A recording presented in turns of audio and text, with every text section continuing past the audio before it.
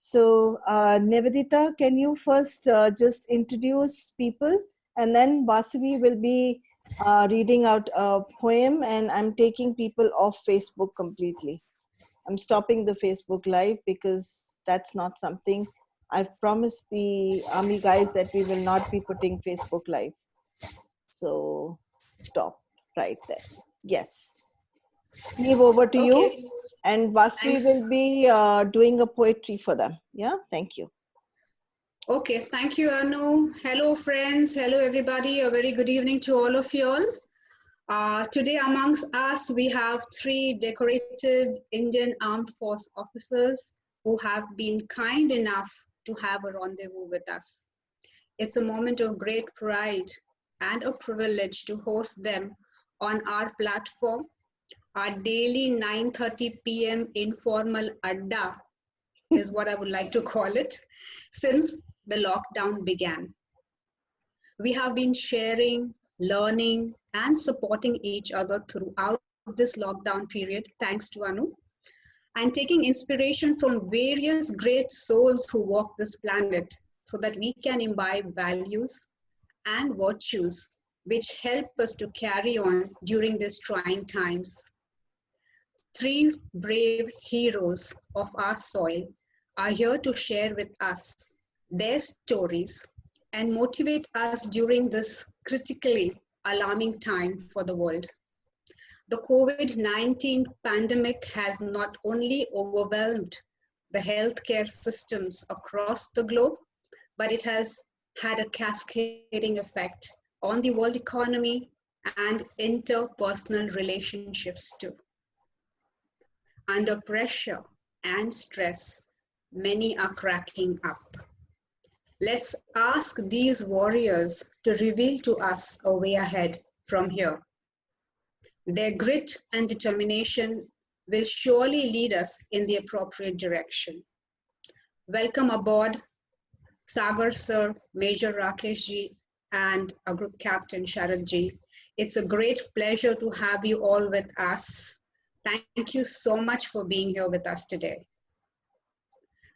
Vasavi, can we have you do the recital and then I will take it up from here?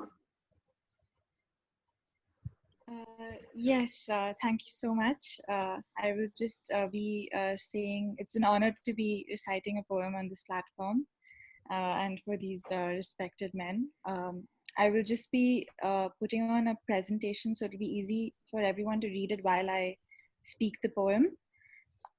This poem is an expression of gratitude to life, and at the same time, it is an expression of trying to understand how to make sense of what happens around us. Because so many things happen, but sometimes there's a pattern, but we don't see that the pattern is there. So I'll just put that on.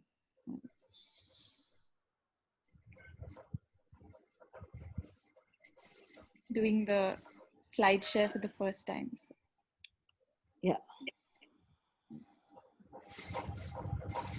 Yeah, you're doing well. Okay. Can yes, you see right there? Yes, we can see the slides. Just put it on the slideshow. Yeah. Yes.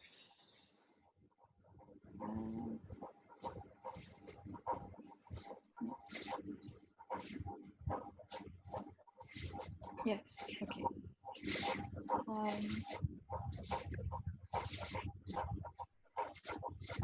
This poem is called Lines, and I'm just a smudge of moon rises on invisible thread. The rails on the house gate lengthen. A scaffolded building reminds me of the quills of a porcupine.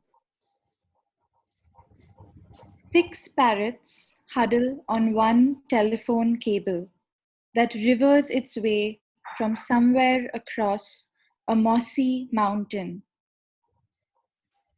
The same one on which an old woman who just finished telling her rosary listens to her grandchild speak meaning in a string of words for the first time.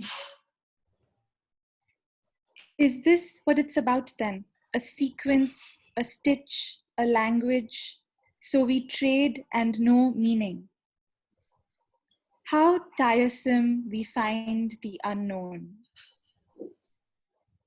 Believing for centuries that the world was flat, that Pangea was a joke, that demons and demigods were a real thing. The meaning of ugly ticker-taped roads scribbled with mute messages is stop or else you'll die. And all those people from faraway lands who settle to become a single brushstroke of air travel in a dome of sky, this has to mean something.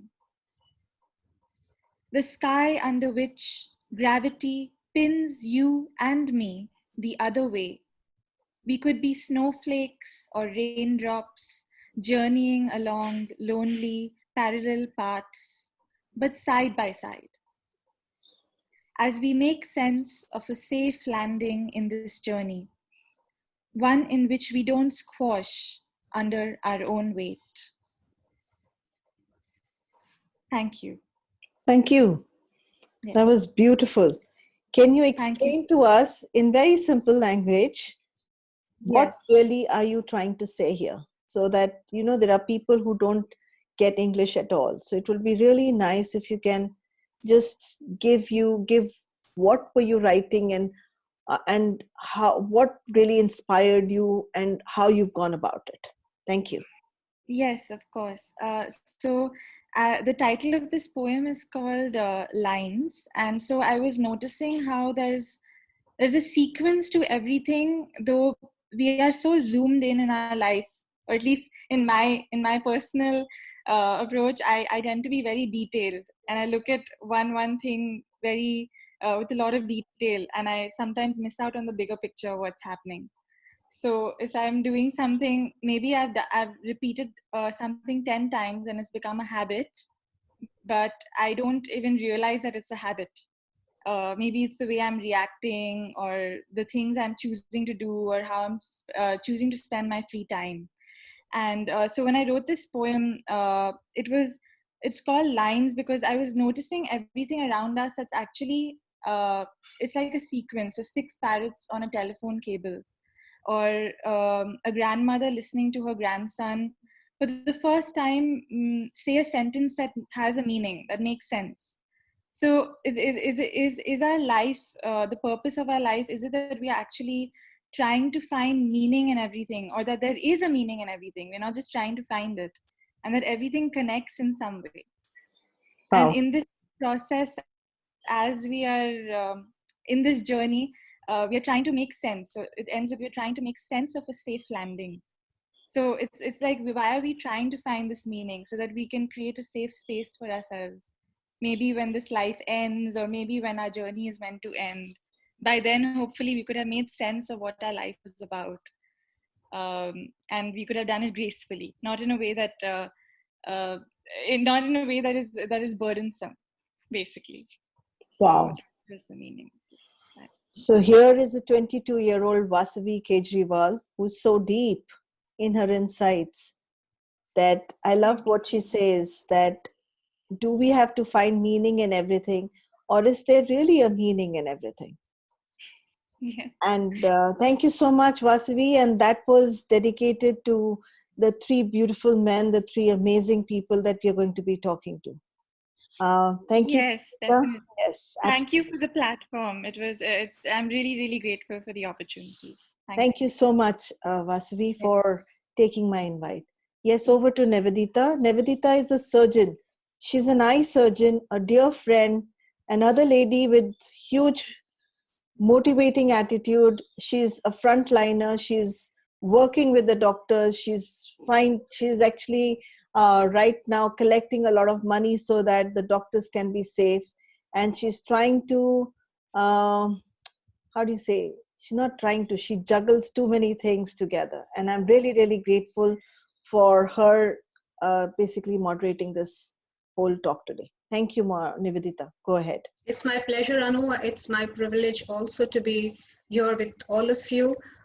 Let's move and get the ball rolling, as I would like to say. I would request our esteemed guests today if they could, please say a few words about themselves for our audience. I leave it entirely to them. That would be really nice. Maybe just a few words so that the audience connects with you. So can I request Sagar sir to unmute himself and say a couple of words to our audience so that we can connect. Good evening, ladies and gentlemen. I am Sagar, and probably for this group at least, my biggest qualification that I am Dr. Manorama's husband. That's very sweet of you to say. Yeah. Excellent. And, and I think. I'm sorry, I can't stop laughing because that's what we've been calling you. Yes, go ahead. If I have to give a small introduction of myself, I have put in 3 decades, 30 years in the armed forces, seen right from Kashmir to all possible operational areas. And I've also been on the selection panel for 8 years to select officers for the armed forces. So I've Excellent. got a pretty good insight as far as human psychology is concerned, as what is required for the armed forces. And I think that's good enough. That's fine. Thank you. Thank you so much. Can we have Rakesh sir say a few lines about himself to our audience, please?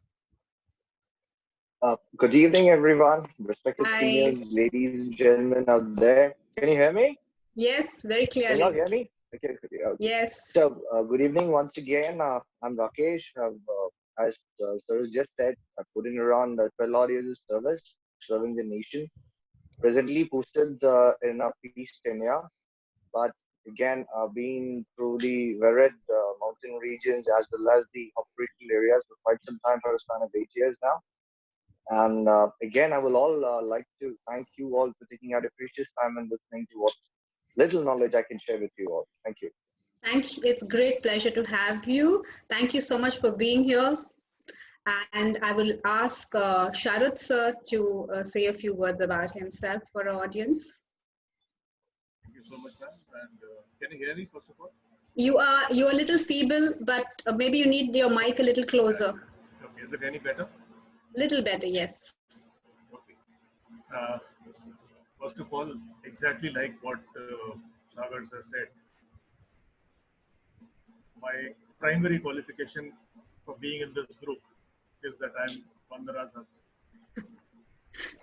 Thank I you. was laughing. I was laughing. No. Lovely to have husbands of two regular Adda women here with us today. And quite like Sagar said, I've also spent about 34 years now in the service. And he has been selecting people to join the armed forces, and I've been an instructor in the NDA to the Persla, and I've been training them. Awesome. After he selected them, they came to us, and I've been an instructor at NDA for 4 years, and I've been training them. So wow. we have some kind of a connection there. Great. Apart from that, I'm a pilot, so I fly aeroplanes for a living. So you're not audible, so we would like you to take your mic a little bit more closer. Is it any better? Can you just your volume button also, maybe you can just have it little in maybe. Yeah, keep it on full. Yeah. Okay. Any better now? Marginally better is what I would say. Yeah. Marginally. Okay. Yeah, marginally. Yes. This problem earlier. Probably I need to change my mind. Okay. That is all. I've been flying Air Force aeroplanes, and last 34 years, and now on my way towards my second innings now very short. Okay, that's really nice. Welcome all of you today on this platform. I would like be asking a question, a common question for all three of you, and I would like your perspectives about those, as we move ahead. So one thing that I would really like to know from all of you is, like, as we all know, joining the Indian Armed Forces is a matter of great pride, honor, and a privilege to serve the nation. So what motivated you to join the Indian Armed Forces? So can we have Sagar sir saying a few lines on that? What really motivated you to join the armed forces? As a college student, I was also an NCC cadet, Mm-hmm. and quite a celebrated one at that. Okay. Um, to be very precise, I was All India Best Cadet in 1986. Okay. I represented the country in England, and after that, I thought that was the best option left. Of course, Mm-hmm. there were many more, but then once you wear a uniform, as they say, once in uniform, always in uniform. Great. Absolutely. Yes. Can we have Rakesh sir share his motivation to join the armed forces? Uh, Good evening, ma'am. Firstly, I'll be very honest with you all. A few things which rightly motivated me. Firstly, my father is from Sanic School. So his entire group of circle of friends mostly were from the army, Air Force, and the Navy. And secondly, my father always used to tell me the amount of energy you have within you, it's always better you join the armed forces so that you can put it to the right use. Great. But that's on the that's on the Lighter lighter part. side. But yeah, definitely. But the service, the word service, which generally people do not understand the inner meaning. A service, if it's a true service, then it has to be done at the utmost level, and there is no way than serving a nation that you can put into your best efforts for the best use. Absolutely. Absolutely. That's wonderful. Sharad sir, what motivated you to be in the armed forces? Can you hear me now? Yeah, you're better. Okay. Uh, I was a little lucky in that sense that I had a senior in school who was about 3 years senior to me. Okay. And in my early childhood, I sort of just followed him around. Okay. He was also my next door neighbor, and he was Mm-hmm. a close friend, though he was senior by about 3 years in school. Mm-hmm. So after primary school, he joined the Sanic school. I followed him to that Sanic school 3 years later, and he was my senior in that school as well. Mm-hmm. And then he got selected in NDA, and exactly 3 years later, I also followed him to the NDA. So in that sense, he was a kind of motivation for me.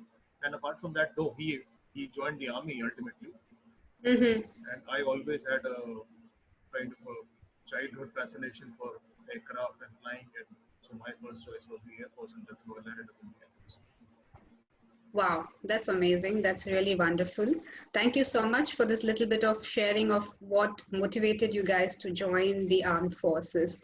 I would like to know from all three of you that, have you ever been in a do or die situation, or, a near death experience, like, that you've really been through, and what has it been like? So could you share one of your stories, like, Sagar sir, can we have you speak on maybe a do or die situation or a near death experience kind of a scenario? I'm an infantry officer, Okay. and every operational area has been do or die. Yes.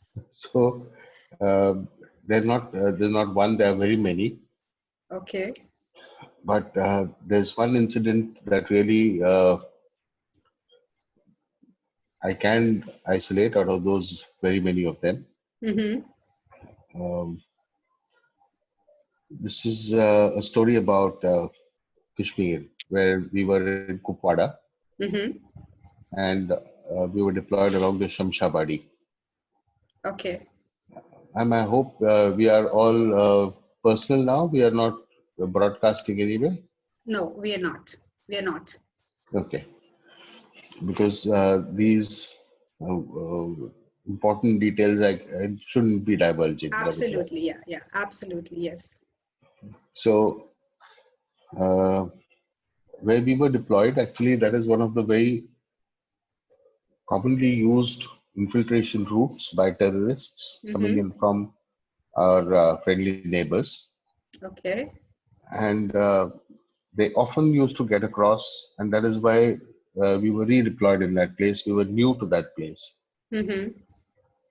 And having been there for roughly 4 odd months, we around 3:15 in the morning. Mm-hmm. Now, to tell you something about Shamshabadi, it's a long ridge line, something like this, mountain ridge, Okay. passes at various places. Okay. So it is important to guard those passes because that is the only way that one can go through them. Right.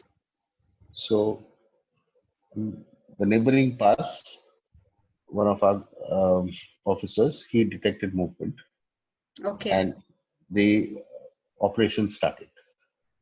That is 3:15 a.m. Mm-hmm. and a firefight started. They broke contact and ran. But this officer was highly motivated. He, Yeah. along with 4 or 5 other boys, he chased them. Okay. Can you imagine? I mean, I want you all to imagine Yes. Okay. at more than 10,000 feet of altitude in mountains Mm-hmm. with vertical steep heights, thickly forested, Oh my God. dead of the night, chasing people who are out to shoot you. It takes a lot of guts, and this boy Absolutely. had them. Absolutely. So he chased them, Mm-hmm. and uh, in the very first go, he brought down 2, and then there was a kind of a stalemate. I was into action at around 3:30 because I had to get my own pass, guard it, and then move out. So I moved out with hardly 4 people. Okay. Now, counter-terrorist operations are in small teams. You cannot have them in huge groups. Okay. They're in small teams. So this continued, and the commanding officer also came in. Mm-hmm. Uh, at around 6:30, contact was re-established. Okay. The commanding officer, I met him. I told him that he should go back because he did not have operational experience. Okay. While I was battle hardened, I was already I had already served in Assam and in JNK as well. Okay. But he was hell bent, and he said, "No, you go back and send me ammunition." So I went back, and he Mm-hmm. went in. Okay. Around 7 o'clock, we got information that he's been shot. Oh. Now this continued. Mm-hmm. I had already sent the ammunition. I kept calling, and that day we had um people visiting us also, high dignitaries. So I moved to that place. There was a lot of chaos, to be honest. And especially Okay. when you have an operation on your hands and you have a lot of chaos, it becomes very difficult. And True. especially when the commanding officer is off. Right. He's just off his radio set. If he's not Right. talking, if he's not communicating, then there's no question. And that is the time I told the higher up, I said, "Sir, it's better that I go in now Mm-hmm. because I do not know what the situation is like."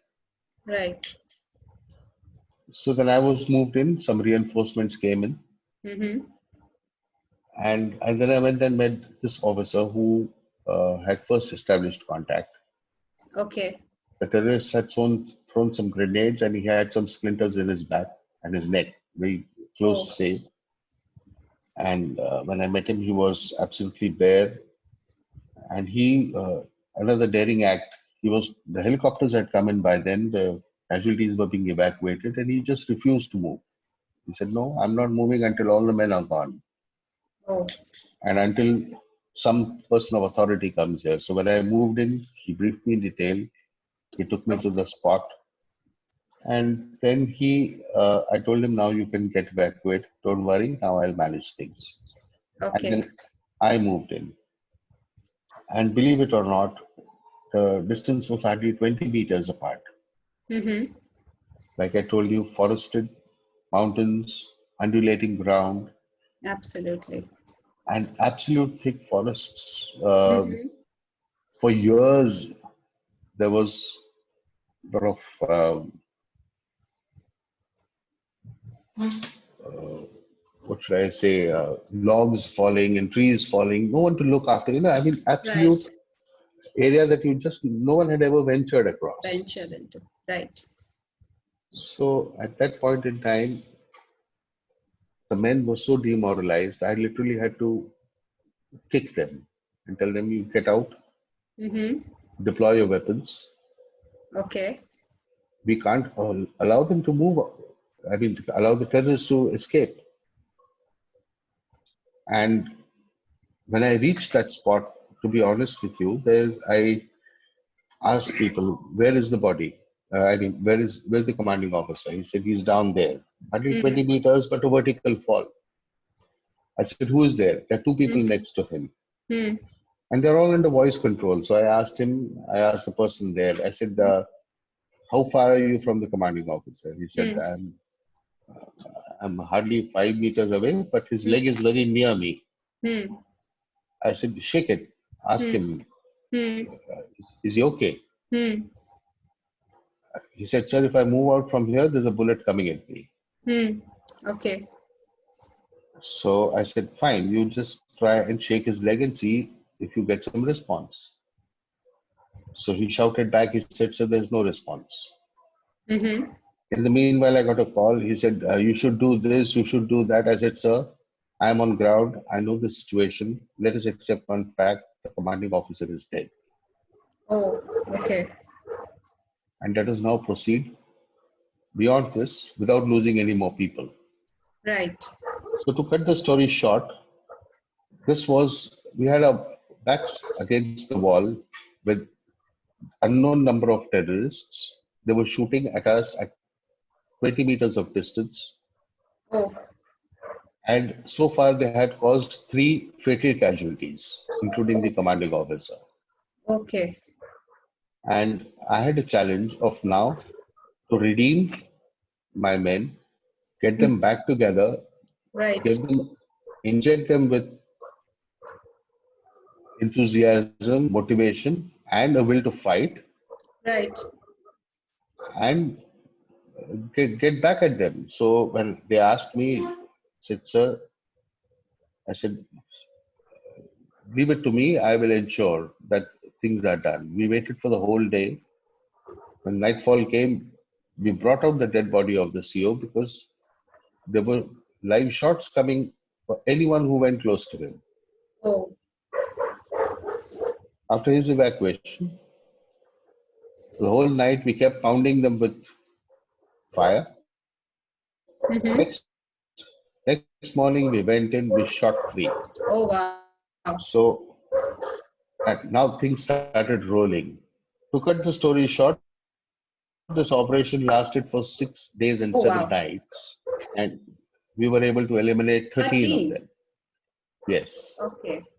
We Okay. lost 3 that day we lost initially Right. Right. because they had initiative on their side. Mm-hmm.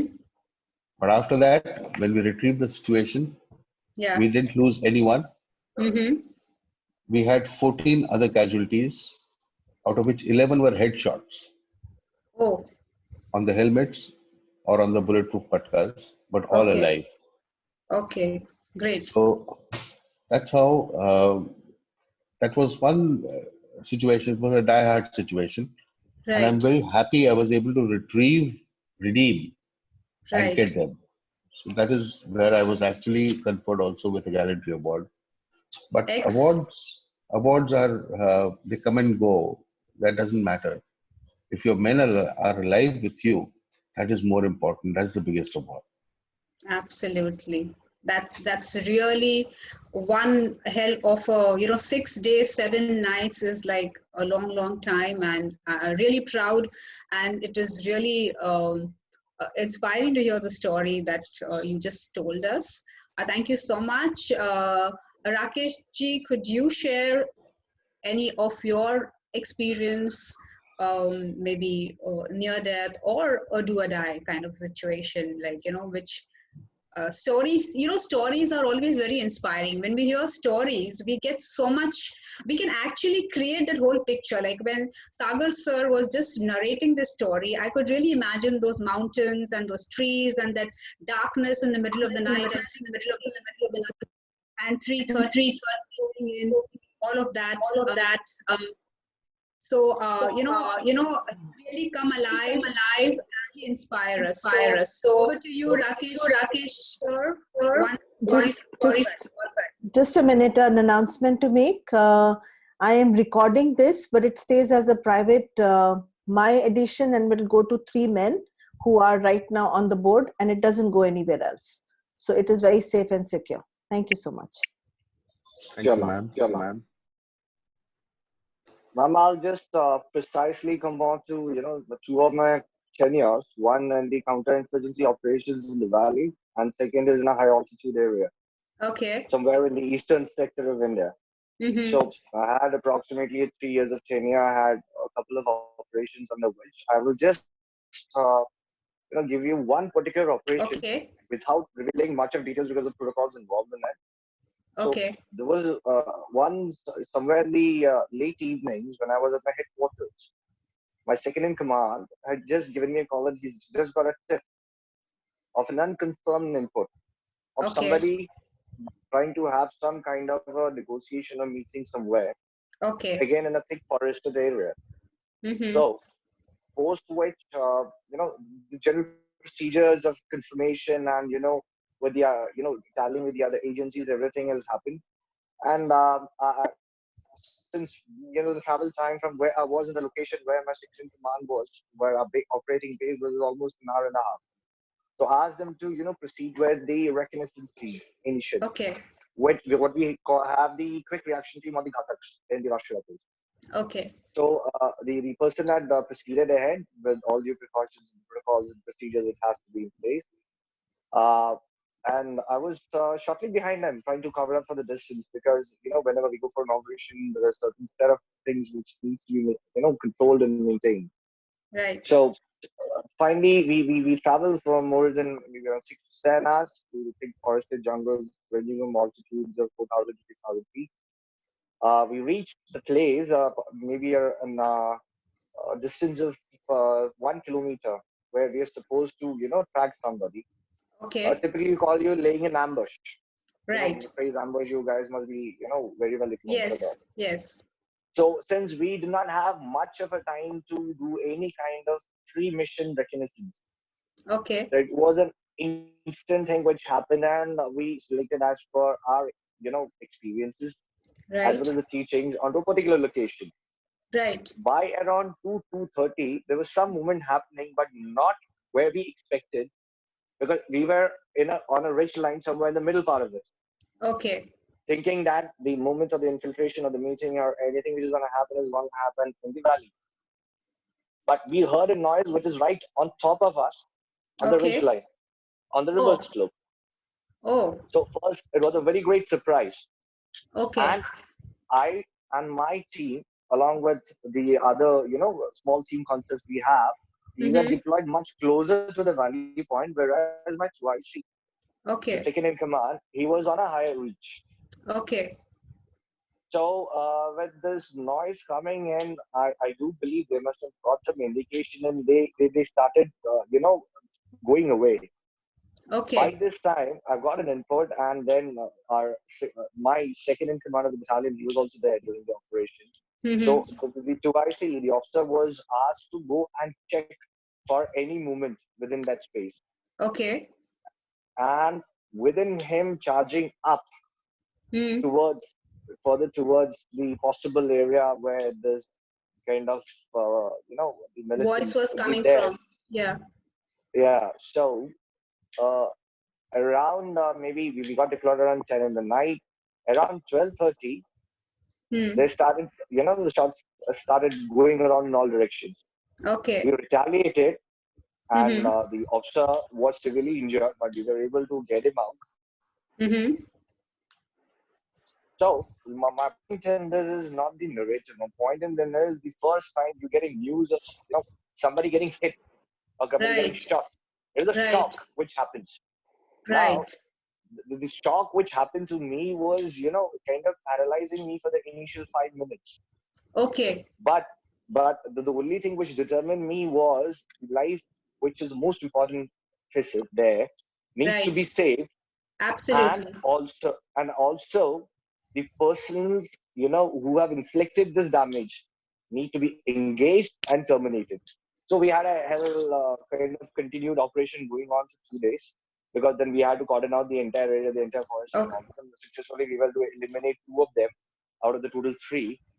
But that particular moment was something Right. which actually shocked me, because the person was very close to me. He was my second in command, and the news of him getting hit Sorry, can't. is something. Okay. The person was Because, very. yeah, the second in command getting hit. The news went and reached to our radio set.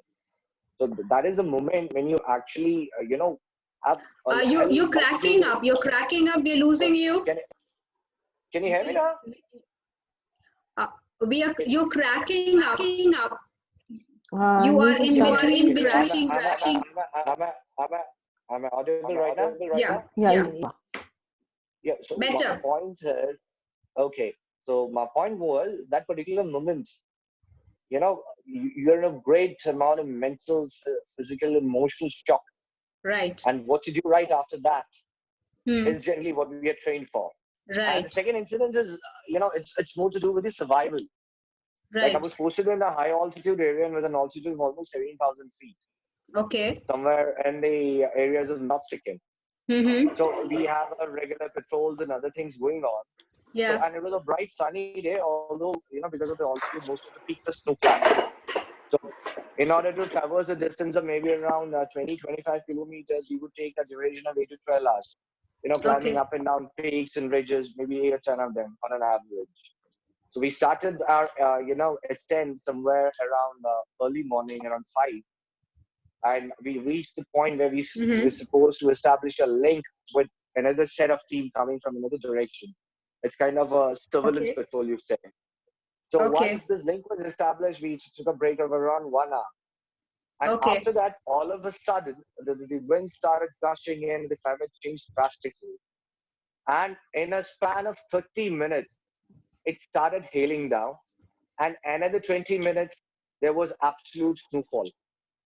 And the worst part was that being a sunny day, we were Oh, ill-equipped for the entire snow scenario which is going to happen. We were in a t-shirt with a absolutely. bulletproof pajamas and all those things, and then Right. climbing the mountain. And Right. that too, more so ever, I in that particular experience, I have seen what survival can make you do. Okay. People who were lagging behind, taking more time to reach on the onwards, patrol movement. Right. The entire team got back to the base within 2.5 hours, because it was all about survival. Because Right. if we did not run back and get on to the point, Yeah. then it was next to impossible for us to Mm-hmm. survive that amount of a snowfall with our very less equipped clothing and other gears we were having. Okay. So it's so the entire point of depicting these two stories were, see, your mental strength is the most Right. important thing. And Absolutely. that is how you can, tune your body, tune Mm-hmm. your emotions, tune your attributes, or tune anything which you can relate to. Right. So the focus of any training which has been imparted to even the troops or the junior commissioned officers or the officers is Right. all about mental stability and decisiveness, the Absolutely. judgment portal, which it needs to be taken at the right time, is very important. True. There are a lot many things to share, but since the time is we have limited time and space, so Yeah, maybe some time later sure. when we again meet, I'll have something much more to share. Thank you. We would love that. Thank you so much for the wonderful sharing. Over to you, Sharath sir. Any sharing for us from your side? Any story that you would like to share? Can you hear me now? Hello. Yeah, we Is it, can hear you. is it better than last time? Yeah. Is the audio better? Not really. Yeah, It's much same. better. Yeah. Much better. Yeah. Okay. I'm trying to fine tune that. Okay. Am I still audible? Yes. First of all, let me put a couple of things in perspective. Yeah. Uh, there are certain essential differences between what an army man would experience and what you experience in the Air Force. Right. Because when you're talking of an army, there are multiple people involved. Right. There is the enemy, which is probably within sight and at close quarters, Right. and it could carry on, like Sagar sir said, for 6 days and 7 nights. Right. So, in the Air Force, especially as a pilot, when you're flying, Right. compared to this kind of a scenario, things happen, almost like in fast forward. Right. Absolutely. Okay, first of all, you may or may not be directly facing the enemy. Right. It could happen even in peacetime, Mm-hmm. with the enemy nowhere around you, because you are actually flying a machine which does not want to fly. Okay, the human, scientists and engineers have designed something to fly, but otherwise Right. it never fly on its own. True. So you're making that machine fly, and sometimes that machine does not want to fly, or some component of that machine decides that I'm going to fail right now. Okay. Right. So part of the challenge as a pilot is to tackle these kind of unknown, unseen enemies also. All these technical snags. Yeah.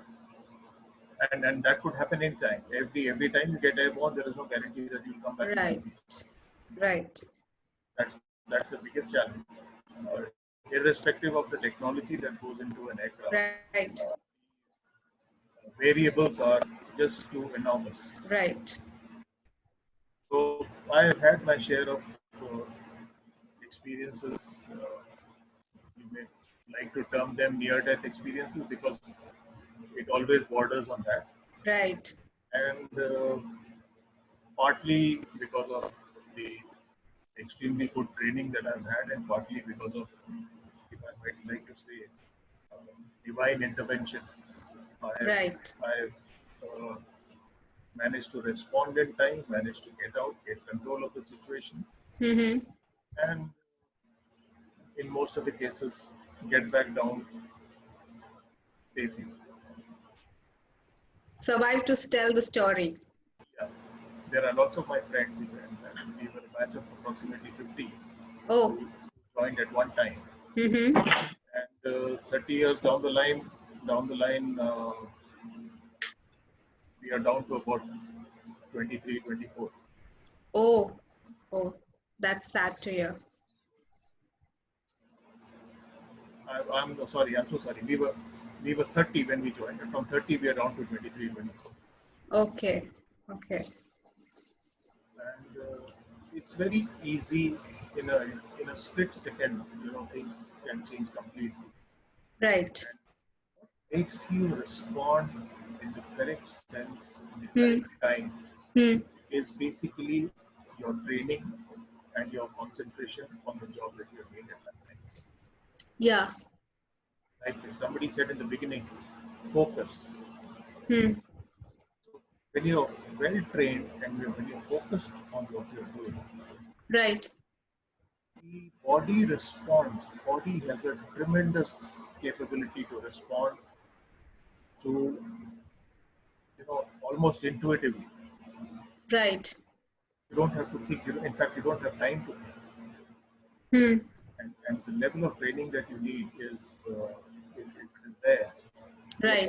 your body reacts and responds to the situation, almost automatically. Right. But at the same time, when things are happening so fast, and Hmm. it's just a matter of few seconds here or there, Right. what makes the difference is how well you can act without getting stressed. Right. Your emotional well-being, your mental state at that time Hmm. makes a lot of difference.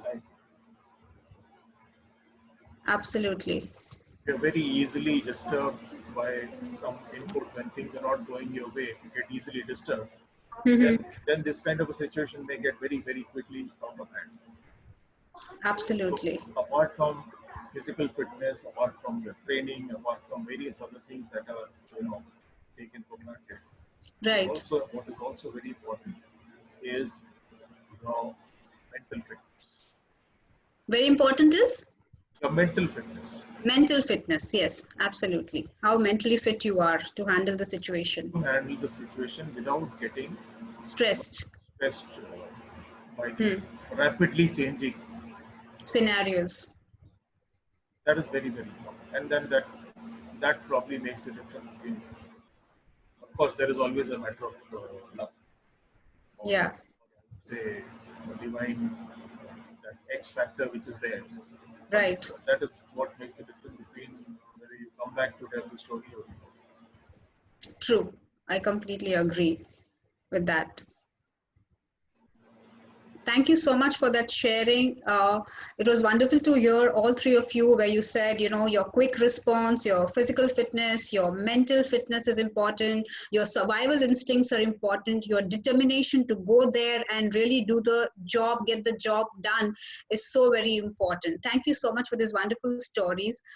Moving ahead, I would like to say that, we're talking about, motivation plays a very important role in every person's life, we are motivated by something to reach our goal or to go ahead and do something. But at the same time, motivation is an external stimulus, okay, which can be inspiration, or it could be some kind of an encouragement, or it could be some kind of a reward, or it could be some provocation, it can be some incentive, etc., etc.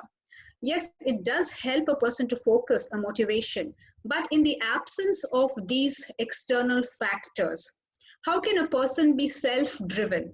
If these factors are not there, but there has to be something that really drives a person. So I would like to know how to stay motivated to face any situation that comes, in our life, irrespective of the external factors not being there. Yes, can we have Sagar sir speak on that? Yeah, sure. Actually, before I talk anything about that, I want to bring out one important factor. What is the Yes. difference between a common man and a soldier? Okay. Any any soldier comes from the common man. Absolutely. Yes. Until yesterday, he was a college student. He was a school boy, and today he is a soldier. Right. So what is required? It requires some amount of practical intelligence, Mm-hmm. some social ability, some liveliness, some amount of sense of responsibility, Right. and some outdoor activity that he has been doing to bring up his physical fitness. And Right. that is what we are actually looking at as a common man. Then what makes him different from a soldier? What is important is what already was brought out by Rupi Srivastava. He said it is the training. Yes. The training is very, very important because once a person trains, Right. once a person practices what he has trained, Yeah. he is able to imbibe that self-confidence in him on his weaponry, Hmm. on his tactics. Yeah. To add to that is the faith in the organization. Yes. As to what the organization is doing is correct, why they are doing it, Hmm. that soldier needs to be convinced. Yes. Along with that, the faith in his commanders. What his commanders are telling him Mm-hmm. is gospel truth. Right. Therefore, commanders need to be very honest and clear in their dealings with their soldiers. Right. All officers, when they deal with their soldiers, are absolutely crystal clear. If they know something, they say it, we know it, and this is it. If they don't know it, we Right. don't know it, we'll come back to you about it. But True. there is no question of giving them any loose talk. It is likely, it is probable, it is Mm-hmm. possible, Mm-hmm. nothing like that. Right. So it has to be very clear to the soldier what he is fighting for. Right. Then comes the camaraderie. The camaraderie between a soldier to soldier, between the officer and the soldier. Yeah. I'll quote an example. Right. When we were in Assam, Mm-hmm. and whenever we had to get across, it's a riverine terrain. Hmm. And whenever we had to get across a river and the boat was on the other side, Hmm. it was a big question. How do we get across? Right. Simple answer was on a boat. Now, who gets the boat? Hmm. And not everyone is a swimmer. I Right. fortunately was a swimmer and a scuba diver before I joined the armed forces. Okay. So I realized it that the men have an inhibition. So I chose two, three boys who were good swimmers, Mm-hmm. and I was one of the first one to strip with them, Hmm. get into the river, swim across, get the boat back. And then they realized that my officer will lead himself Right. in danger. So that camaraderie was there. They knew that the Right. officer will do it. And Correct. that's very, very important. And this is exactly the value system that we foster in the armed forces. It is not what color of the uniform you wear, it is a value system that is imbibed across all three services. Right. The Right. value system is very, very clear. Mm-hmm. And it starts from the nation first and Absolutely. everything else later. Yeah. So that is mighty important. And that value system is what takes us through everything, what I just mentioned, and Mm-hmm. this value system. Right. And we really value it a lot. Secularism isn't taught to us. It comes automatically. Right. We are not told to go. I mean, Ramzan, the holy month has just ended. We are not told to go and pray or things like that. We are automatically invited, and we go there and we have our good fun. Yeah. During Diwali, they come and they have fun. So the secularism is not something that is taught to us. It is Right. imbibed by us. It comes automatically. True. Because once we wear the uniform, we are Indians first Yeah. and everything else later.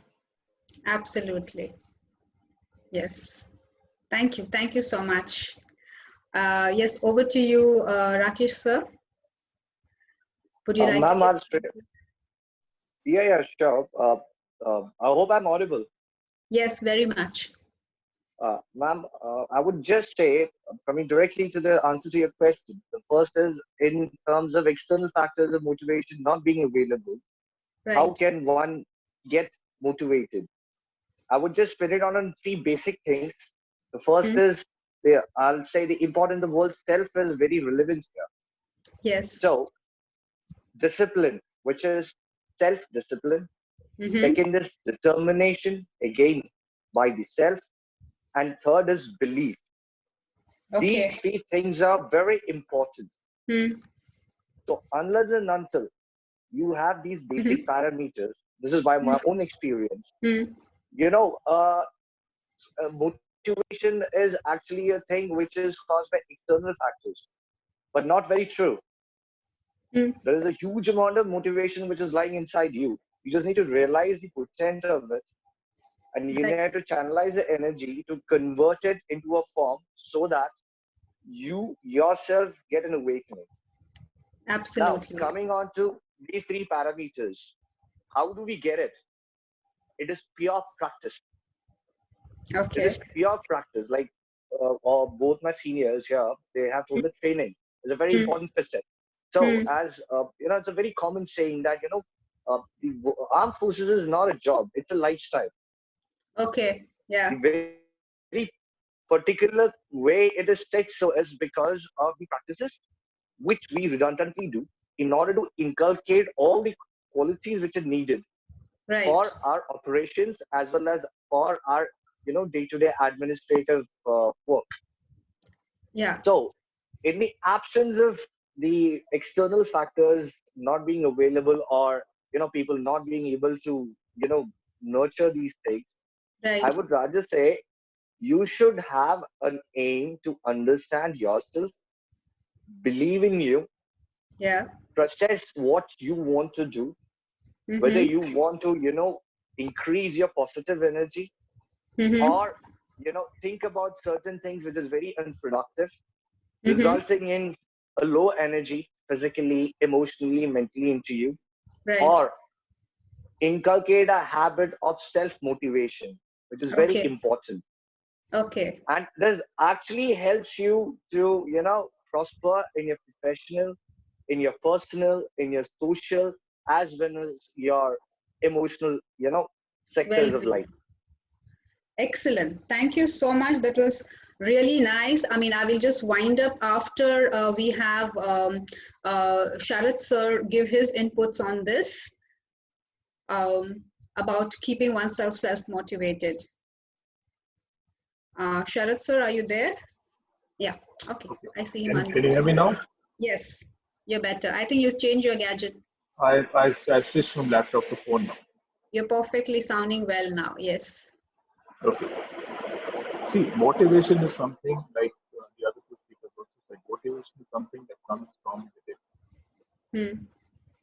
So we do have a structured training program where the instructors teach you various things, and amongst that, they also try to motivate you to do better at your training. Sharad sir, we're not able to hear you again. You were good when you started.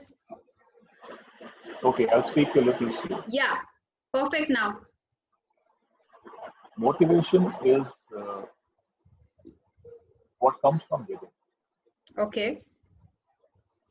External motivation can only work to a certain extent. Finally, that motivation has to come from inside. Okay. And no amount of training, no amount of coaching can help that. Mm-hmm. You have to, as an individual, you have to be focused on what you want Mm-hmm. to become, and how much effort you're willing to put towards. Okay. And once you join a life in the armed forces, Hmm. or once you've decided to join life in the armed forces, there there is a certain basic threshold, Basic this basic level level. Okay. of performance that you Mm-hmm. have to achieve, that you have to achieve. Okay. Hmm. Okay, because there is, whether it is the selection procedure or the training standards, Hmm. there is absolutely no dilution there. It does not depend on who you are or where you come from. Right. Unless you achieve those standards, you just won't get. Right. It is the Right. same thing with whether it is the army, navy, or the air force. It is flying training. Flying training is also very tough, and like I mentioned earlier, mental toughness. And I'll give you a small example of my Yeah. personal motivation. Yeah. I did not mention the specifics Mm-hmm. when we were talking about life and death situations. Hmm. I did not mention the specifics, Hmm. but on three different occasions, Hmm. I've had major, should I say, aircraft accidents. I've survived 3 major aircraft accidents, Okay. wherein it, the difference would be that it was just one way or the other. Mm-hmm. Once my aircraft had caught fire during the takeoff time, Mm-hmm. and I managed to stop the aircraft and jump out, and subsequently the fire was got under control. Mm-hmm. And another time I had to eject from an aircraft which had gone out of control. And on a third occasion, the aircraft, one of the wheels collapsed on landing. Mm. And that was probably a very, very close shave, because finally the aircraft had broken up into 3 pieces. Mm-hmm. And I was pulled out of that aircraft by the crash crew. Mm-hmm. And though I was conscious all this while, I was trying to do whatever I was supposed to do. But I was quite badly injured in that. And Okay. I was in and out of hospital for the next, 2 years or so. 2 years. So, yeah. Okay. I mean, I had multiple surgeries, and despite that, Okay. I still have some residual effect of those injuries. But despite that, I wanted to get back into the cockpit as fast as possible. Mm-hmm. So, moment the doctors allowed, though it involved a change of aircraft thereafter. But Mm-hmm. I after a gap of 3 years, I was back into flying, and it was only because my sole focus was that I had joined the Air Force for a particular, goal in mind. And Right. nothing would take me off that goal. Wonderful. And Wonderful. despite these 3 accidents that I went through, Uh-huh. after that also I've flown a couple of thousand hours after these accidents. Wow. So that That's really motivation has to come from within. The doctors, at one point of time, the doctors said that no, you cannot fly. You have so many injuries. How can you fly? So I had to literally fight my way, try Mm-hmm. to convince them that I can do this. I can drive. I can ride a two-wheeler. I can drive a car. You know. Mm-hmm. So I can play tennis. I can play this. I can do this. I can do that. So I had to really convince them. Okay. Fortunately, after a gap of almost 2 years, I found a doctor who was sort of uh, sympathetic to my feelings, and Okay. he said, "Okay, it's a, it's a tricky decision, but I'll go with you." Okay. And that is how I got back into it. So that motivation has to come from inside. Otherwise, it would have been very easy for them to say that no, you cannot fly anymore. Excellent. Thank you so I much. had to That literally was fight my way. Thank you. Thank you so much. Wonderful. We've had 3 of them talk about self-motivation. Friends, it requires training. Yes, like we were said, training and faith. Faith is very important. And like Rakesh sir said, that the 3 important pillars, according to him, is you have to have discipline, you have to have determination, you have to have your belief, okay? And you have to practice. You have to make it a habit.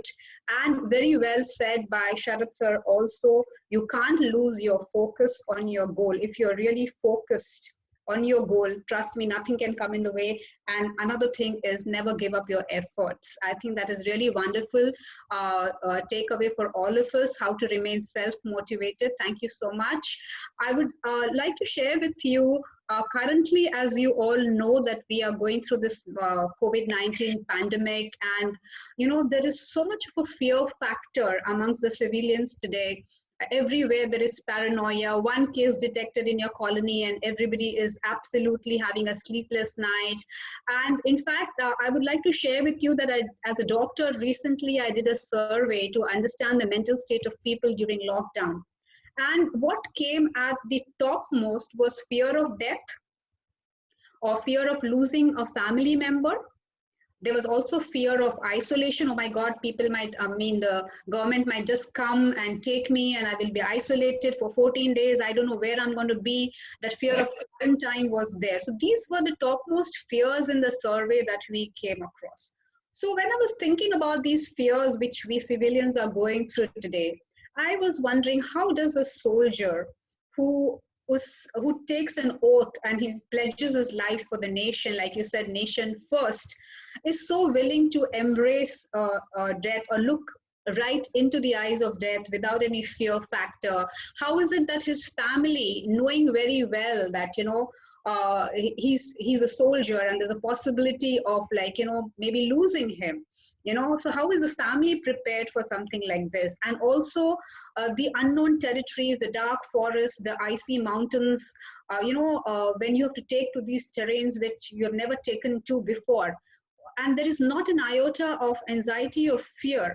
I would like to know what kind of a mindset or an attitude do we need to cultivate as civilians so that today we can fight, or we can really sail through this period of anxiety and fear that is there. So could you just throw some light on the kind of mental attitude and, you know, the mindset that we need to cultivate?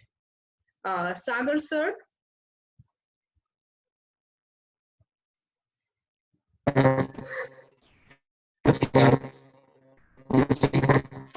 Sir, you're cracking up. Sir, you're cracking up. Can't hear you clear. No.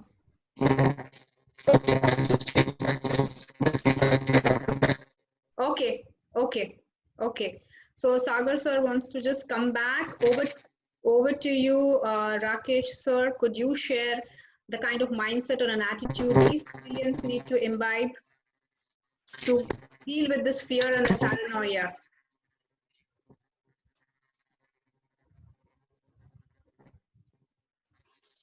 I think Sagar sir will come back. You can unmute yourself. Yes. Yeah. Ma'am, am I audible? Yes.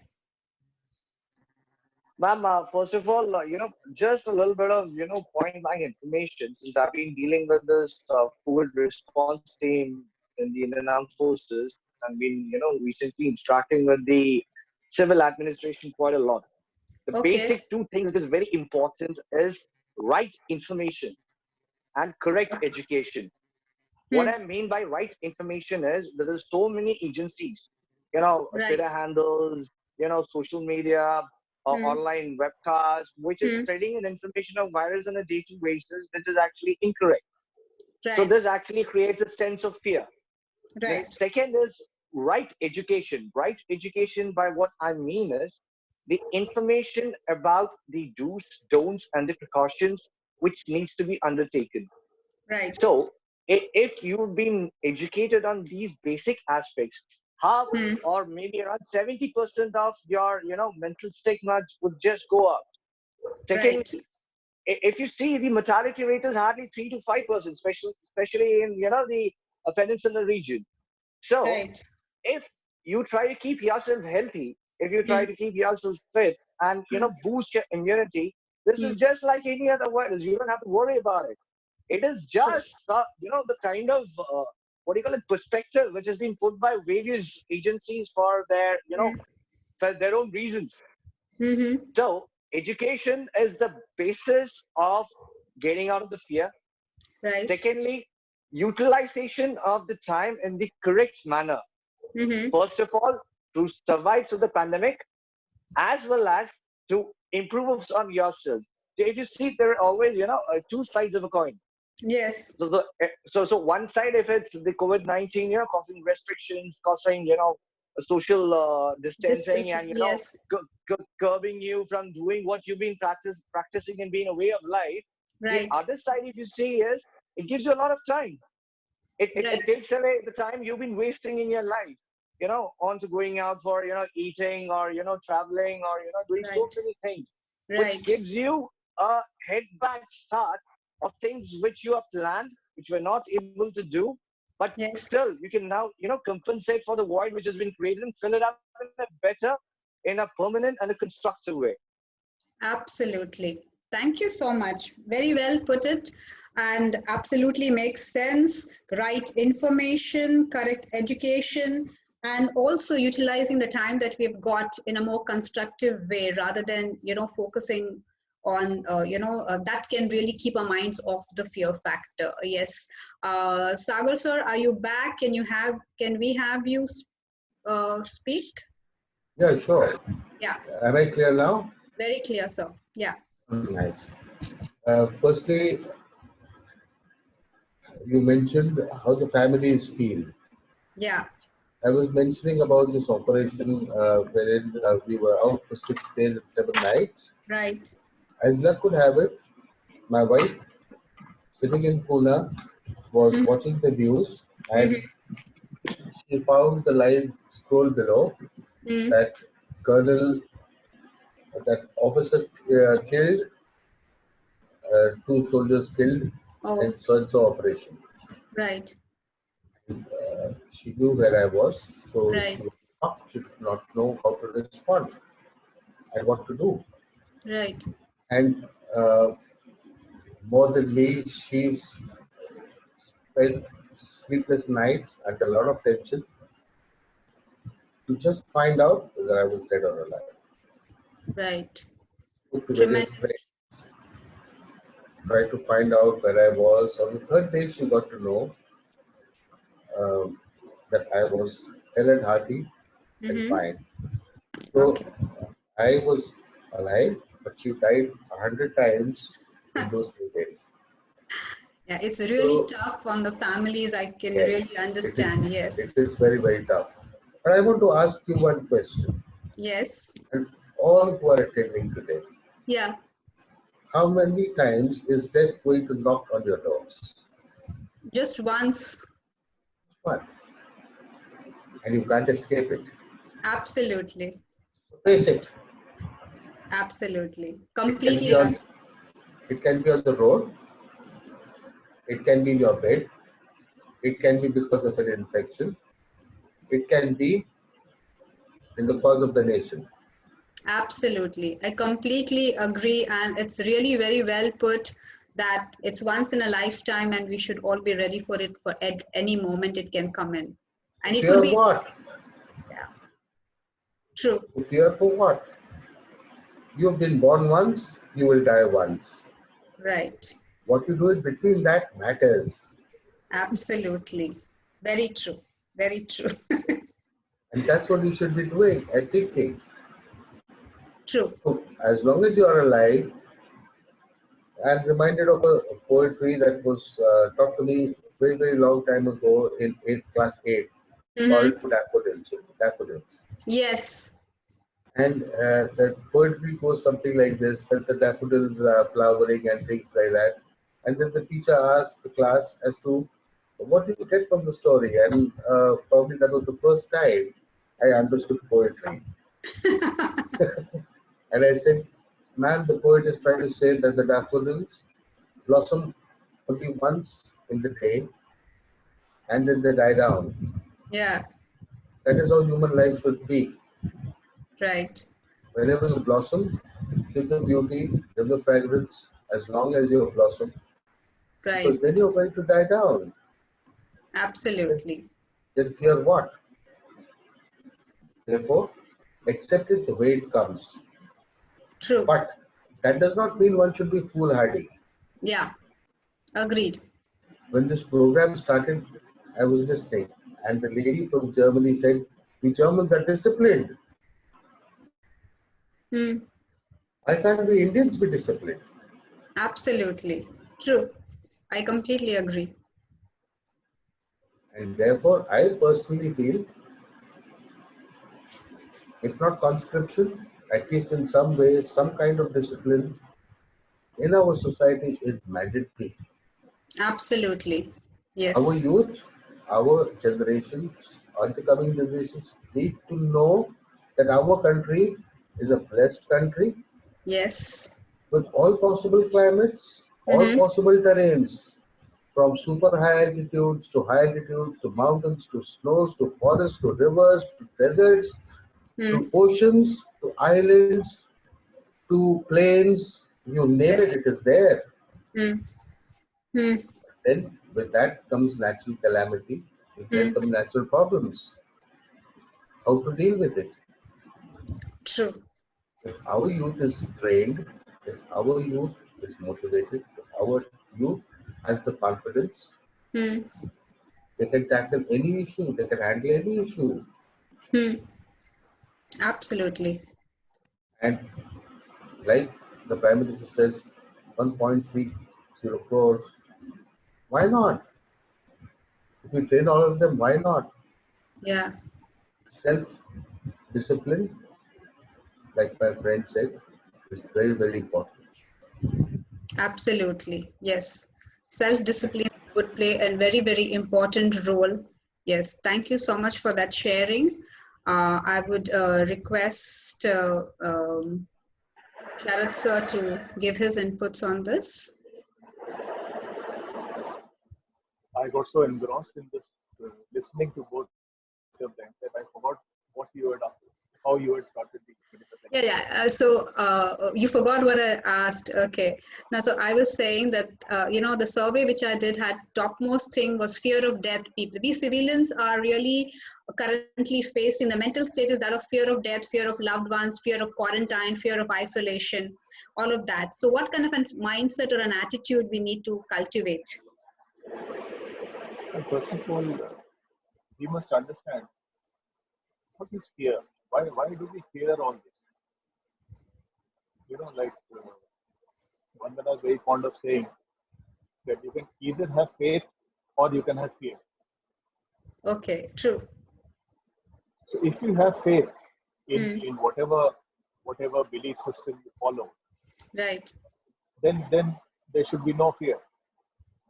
Absolutely. Okay, and True. like Sagar said, that death is something which is inevitable.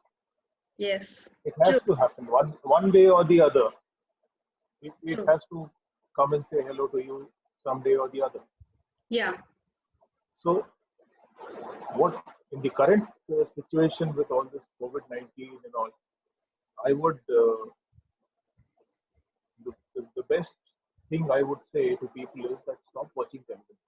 Stop. Stop watching television. As it is, there are no newspapers coming out these days. Right.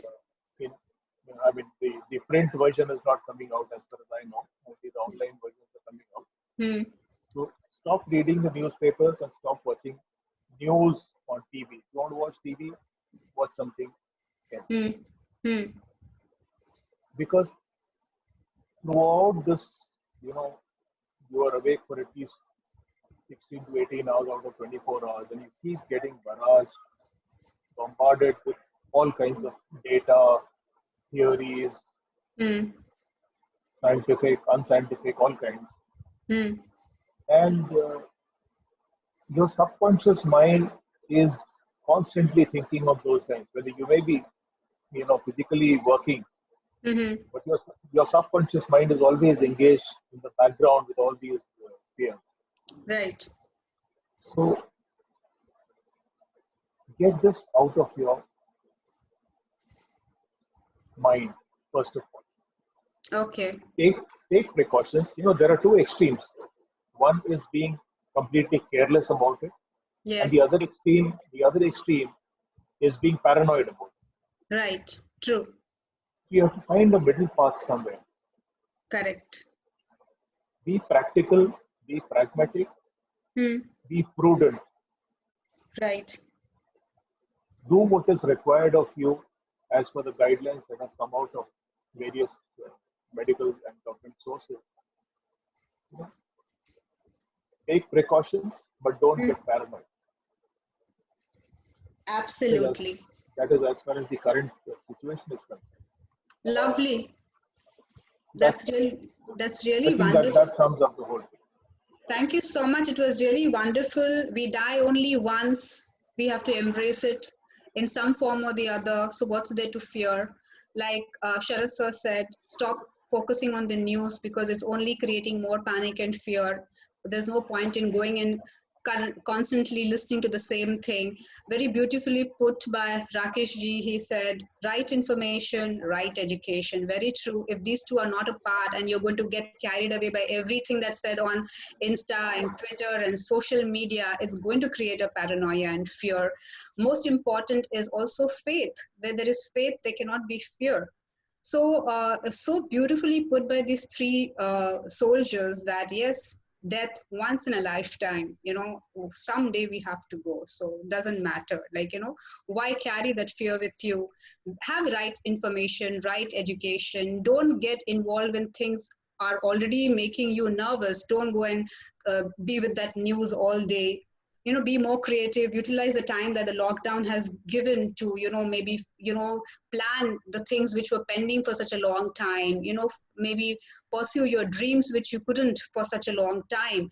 And take this as an opportunity. There's always two sides to the coin, like I said. Yes, of course, there is social distancing. We can't meet each other. We are today in a virtual session like this. It has got its own pluses and minuses alike. So let's focus on the pluses and not get carried away by the minuses.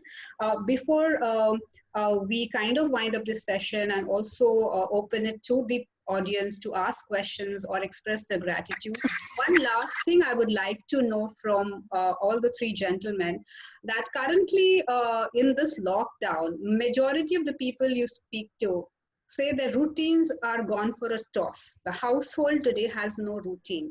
Initially, the kids were going to school, the husbands were going to their work, or the women were involved in their own things, maybe home, looking after the house, or even working professionally, whichever way. So the house was set in a routine. And currently, there seems to be completely off the schedule. It's gone for a toss. Would you guys recommend that a routine is a must? People need to have a timetable. There needs to be some kind of a discipline in the household, because now it's been nearly more than 2 months, over like 60, 70 days. And, anybody is waking up whenever they please. Anybody is sleeping whenever they want.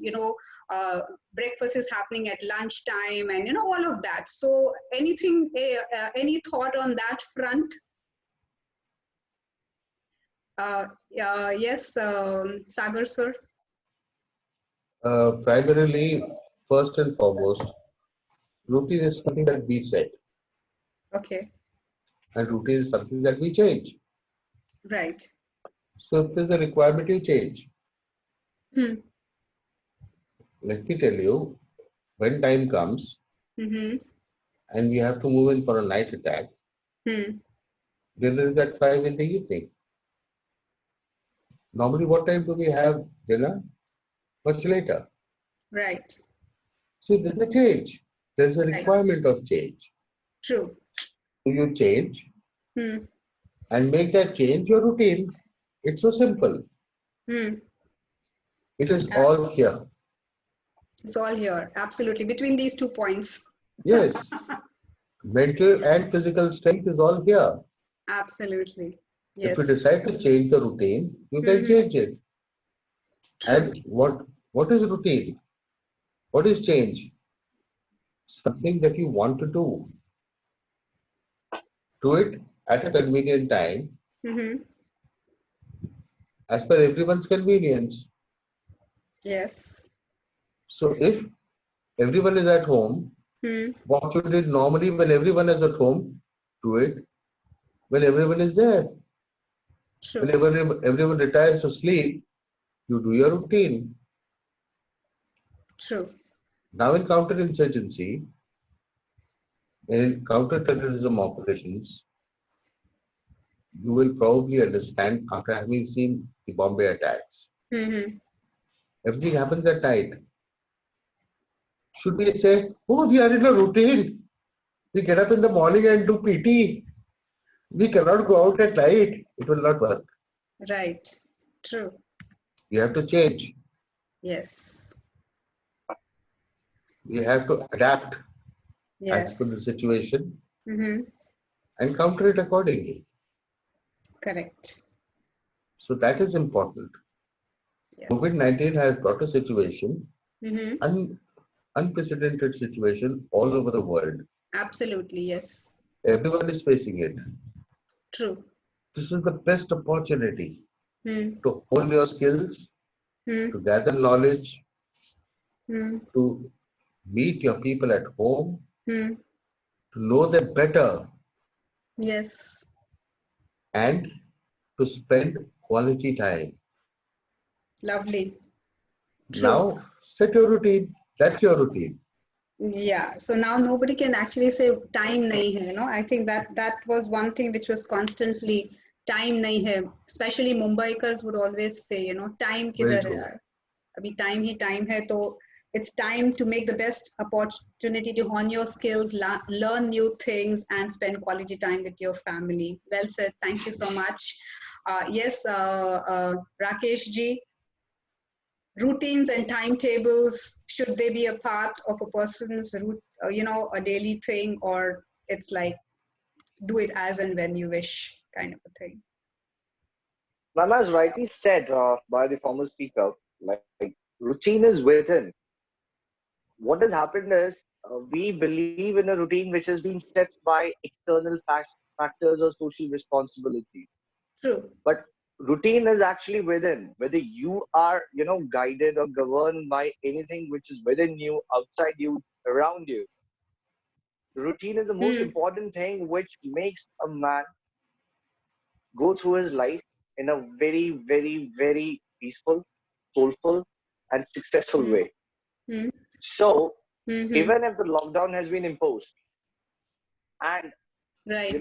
there are so many things which clutter your mind with all these, worries and other things, the primary focus should be to believe what you are and what you want to do and make a routine devoid of external factors which will always be there, whether Hmm. you're at home, you're at work, or you're on your vacation, Hmm. so that it becomes a nature of your life, which is very Right. important.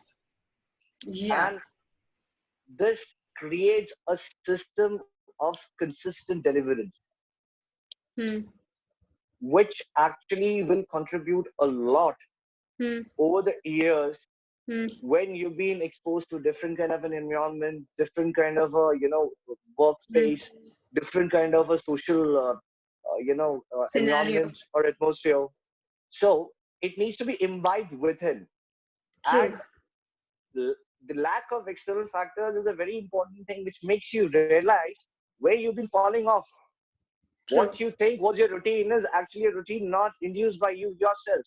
It Yeah. was for something else or by someone else. True. So the time to wake up and do the routine or make the routine for yourself.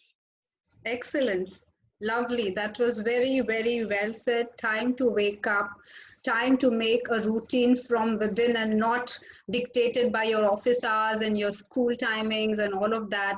A way of life, a lifestyle which you can imbibe irrespective of the situation, which you are part of the globe you are, whatever you're doing, it's a way of life. There has to be consistency in what you're doing because you like to do it and you need to set a routine for yourself and it has to come from within. Very well said, sir. And of course, that another point that you stressed, that when you have your own routines, it's more wholesome, it's more peaceful. Thank you so much. Over to you, Sharad ji. What are your views and on this? Now, specific to the current time, my routine has not changed because I'm still going to work, and give or take a couple of hours here and there. My routine has not changed much because of the lockdown, because Mm-hmm. I've been working. Right. My office is not closed. Hmm. But apart from that, like what the other two previously said, Yeah. anyone who's read the book called Future Shock by Alvin Toffler Mm-hmm. would understand there is a industrial routine Hmm. that we have all, you know, started to follow nowadays. Get up in Hmm. the morning, have breakfast, change into some decent clothes, Hmm. go to school or go to college or go to work. Yes. That is like an industrial routine. True. Whereas what Rakesh said, what we need to follow is something that is more in consonance with firstly our biological routine. Hmm. Yeah. you need a certain adequate rest period throughout Hmm. a cycle of, let's say, 24 hours. Hmm. And routine is not something that needs to be very, very rigid. Hmm. That's my personal belief. And like Sagar sir also said, Hmm. that you adapt your routine to the requirement. There are days when you are engaged in some exercise or some, uh, Right. work, or when you're traveling. Yeah. Sometimes when you're flying from place A to place B, you're flying an overnight, taking an overnight flight, 8 Yeah. hours, 10 hours. So you have to adapt yourself. So Right. routine should not be such that the day, if you're rigidly following an industrial routine, on a Hmm. particular day when that industrial routine breaks, you will fall sick. Right. Right. So you have to be adaptable.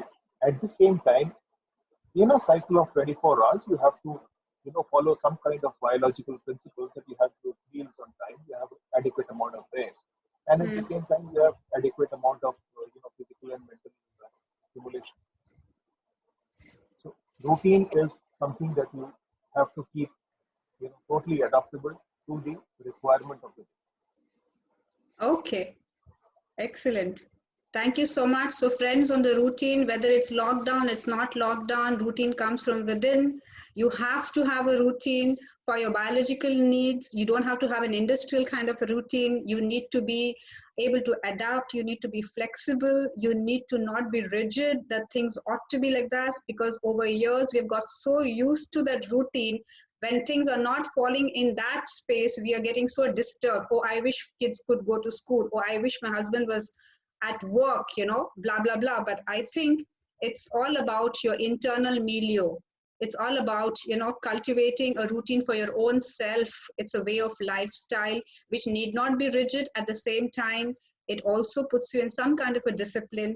Very well said. A balanced routine, equal importance to rest, sleep, food, physical activities, all of that. At the same time, there's a lot of time to spend quality time with your family, so please do that.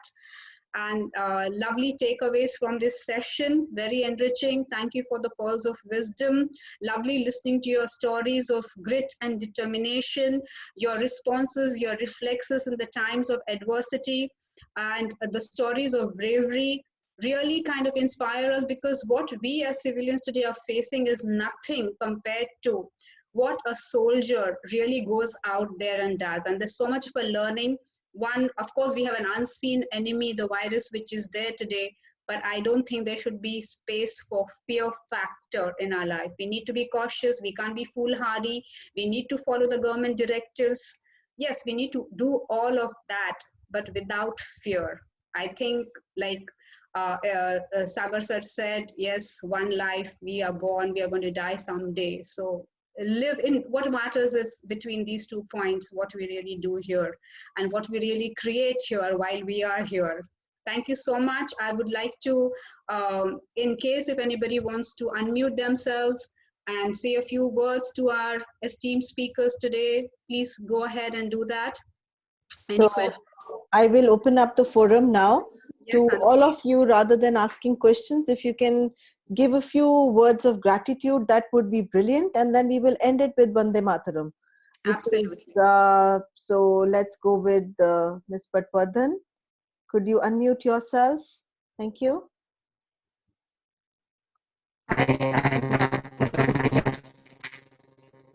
Okay, the voice is cracking. Rama, the voice is cracking.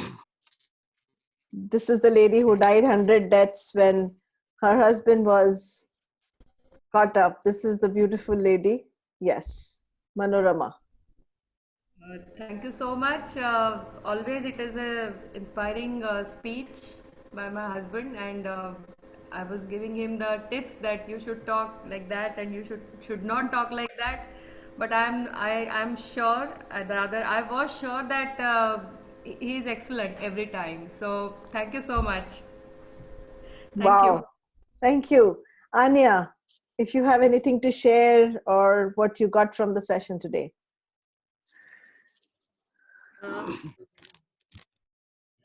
Yeah, I think the I liked the routine, I like the discipline, and which is, as you mentioned, I did talk about it in the beginning, which helps us a lot to go forward in this situation.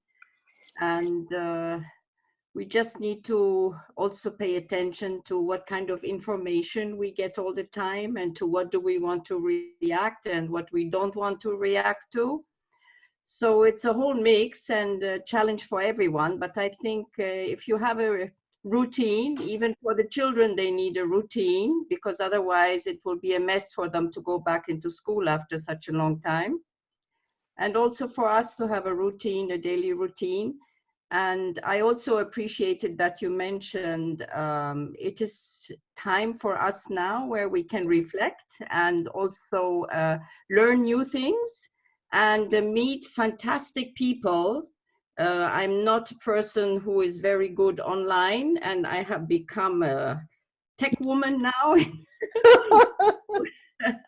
No, it's really fantastic. And Anu, thank you. And the gentlemen, thank you very much for enlightening us and confirming a lot of things which we live during our daily life at the moment. Thank you. Thank you so much for that. Vandana, the better half, would you like to unmute yourself and Yeah. yeah. Hi Anu. Hi, namaste. You are looking as lovely as ever यार बड़े अच्छे झुमके पहने हुए हैं. Thank you, Ji. It was a beautiful experience listening to all the men.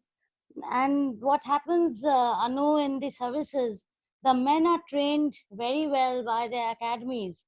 But when they get married, the women are not trained. They are not trained and they're expected to behave exactly like their husbands. So when, and you know, we are also expected to listen to commands, which we haven't been taught to listen to. I had never seen so much blood in my life. I was just 21 when he was talking about his last crash, and you can't imagine. He was very, very subtle in telling you the, you know, gravity of the situation which was he in. He's a very cool and a calm guy. That is how probably he survived those 3 incidents of his life. And this one incident was one which has changed my life, because my faith in the divine has gone so great, because we see so many deaths around, and the women are really filled with a lot of fear at times. When I was married, I was 20, and my squadron commander's wife, in my first welcome party, she told me that don't ever say goodbye to your husband without a kiss in the morning, and don't fight and sleep at night. Always make up, because you really do not know whether you will see him next or not. Wow. Can you imagine? I thought that that woman was mad. Who says this on the first day? First day you land up and you are told this, but believe me, I am truly indebted to her, because I had not expected what I saw that day. It was a nightmare. And the best part is the whole unit stands by you. There are people I am forever indebted to: the CO, his wife, who stood by us, who held our hand. I was all alone, you know, and we are not prepared. The women are not trained for all this. We have not seen so much death, and you don't expect your husband to go and die. Howsoever you may have heard of it, but when it happens to you, your mind gets blown apart. You know, it's actually, I can feel your words, and I have tears in my eyes right now, because Yes, I that know. I word, think you it know should be me. I have. something. This is something every one of us should do with our kids right now, and with people who we love. That we should be kissing them and saying Should be hugging them, that we because love them. really life is very unpredictable, you know. And we have almost, civilians have thought that life is going to be there forever, and things are going to be there forever. We have taken so much for granted. Granted. And I know that is where I keep telling, like what Sharad was saying, that Vandana says, that fear and faith cannot coexist. Jaako rakhe saiyan, maar sake na koi. Very good. Very good. Very Wonderful. Truly, true. thank you so Wonderful. much. Thank you so much. I would say salute to the wives of these officers because like she very well said that they are trained, but when unlike them, they have not been through an academy where they're trained for this. And I think also women being women who are more emotional and more full of feelings, it's more tough on them to face this. But I think hats off and salute to you, Vandana ji and Manorama, and I think you are the pillar of strength It's behind extremely tough, And because we have Priyanka, small the third children. lady is Priyanka. Priyanka. Yeah, sorry, I'm forgetting. Yeah, sorry. Yeah, We have small children. We have to send them to their routine every day. We have to look after the parents of our parents. We have to look after our in-laws. And the right. husband is some 40 kilometers away in a hospital where you do not have a vehicle also to go. True. No, it is chaotic, and there you need so much of mental resilience that you should not break down. Absolutely. True. So things do get very tough for us, but that's what makes us strong. I'm telling you, that's what when you marry a soldier, you know what you're up to then. वो क्या है ना, पत्थर भी ऐसे ही बनते हैं और चट्टाने भी ऐसे ही औलाद भी ऐसे ही बनते हैं. But my husband has been so sweet throughout that I'm ready to again do everything and anything for him. God, Wow. like Thank you. love. God bless you. God Yeah. bless you both. Yeah. Aarti, Thank you so would you much. like to share something? Thank you, Vandana, for those beautiful, Thank you very so much, inspiring Anu. words. Yeah. Aarti? Yeah, so thank you so much for giving us these insights, because as civilians, we have a different life that we are living. And when we hear these stories from them directly, it changes our perspective to life. And the very fact when he said living the life between the life and death life is all about that journey between those 2 points, which is so amazing. Yeah. Thank you so much. Yes, Dr. Archana, please unmute yourself. Thank you. Hello, hi to everyone. Hi. It is so great to listen to these officers. I descend from a family of Air Force and Army both, including both my parents from the Indian Air Force and my Tayaji from the Army. And I would just like to share a very small incident, nothing big, but as Vandanaji has put across, the families, the kids, just to share with everyone, they learn to deal with situations, I think, automatically. I remember my dad is a chopper pilot, and I was in 10th giving my boards, Air Force Station Jamnagar that time. And my dad had a accident in the Arabian Sea. And it was an air crash where the chopper had toppled, and somehow they managed. But being a child, I was not informed. I could see the panic in my house because mom getting calls, being in the medical line, she was being contacted for different reasons. And then she was taken to the site of crash. But because we were kids, I and my younger sister, we were not informed. And, kids, inquisitive, naughty, whatever you want to call it, I called up the office. I had the landline number because we have inter numbers, 3 number वाले numbers होते हैं हमारे जिससे हम लोग अंदर airport stations और armies में base में बात करते हैं. So I called up that number.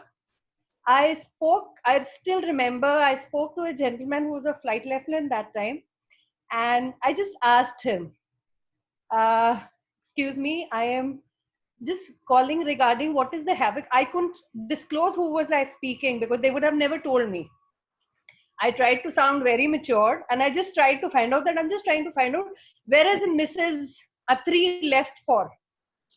And that gentleman, he got a major scolding later on for revealing to me what had happened.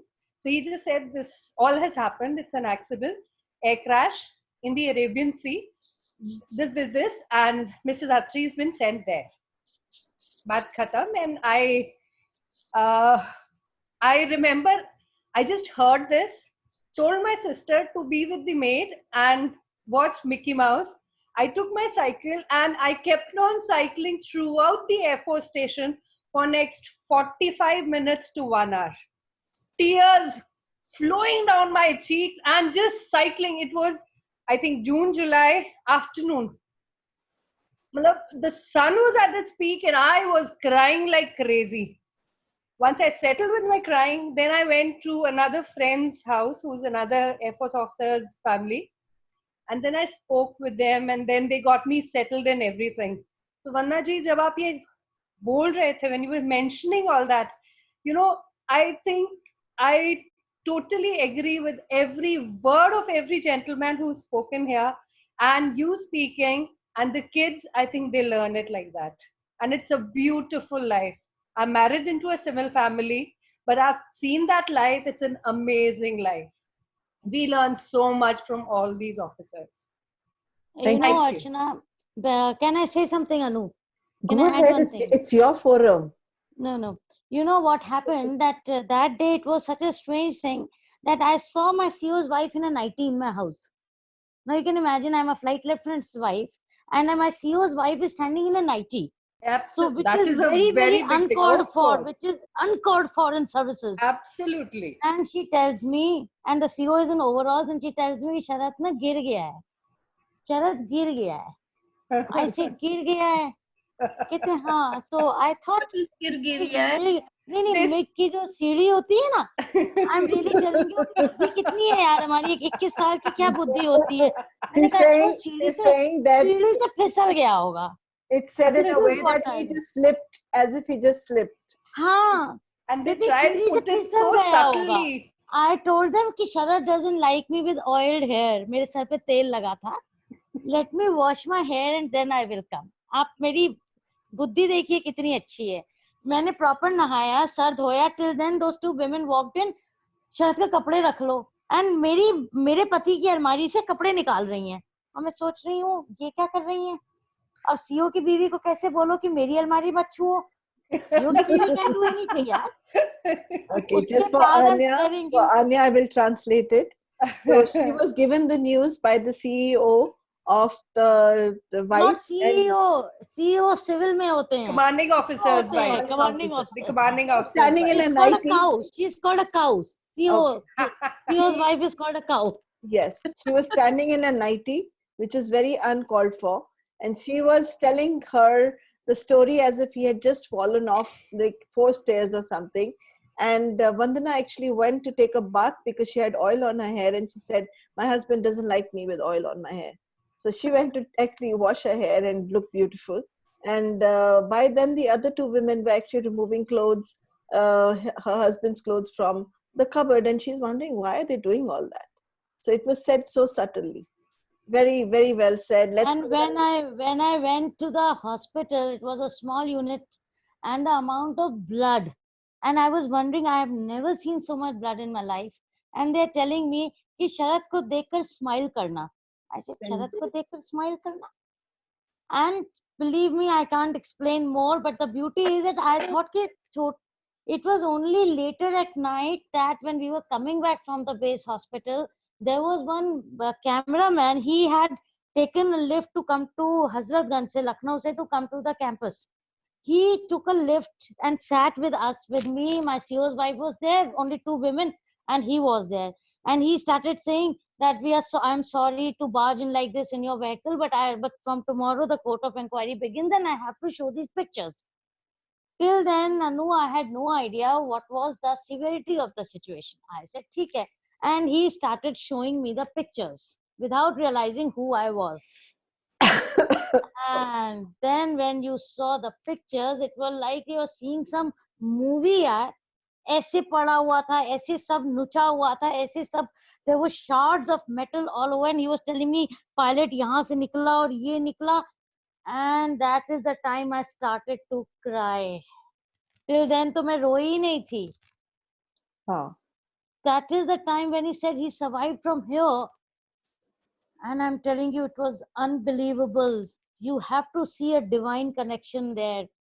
मेरा अखंड सौभाग्यवती होना था जो था निश्चित था. I take all the credit and I give it to my divine hand.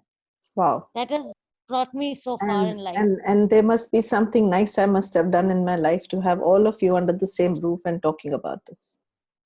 Anu, we are also I also come from, my husband comes from the army family. So let's go further. Shamla, you have anything to say? Shushma, Shamla, Mr. Khan, Pari. If you have something to say, please unmute yourself.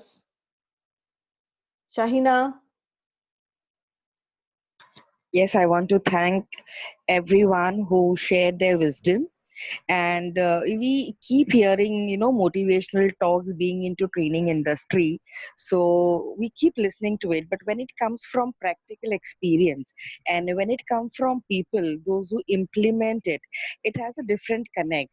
It directly touches the heart, and we realize, or I realize that yes, it is doable.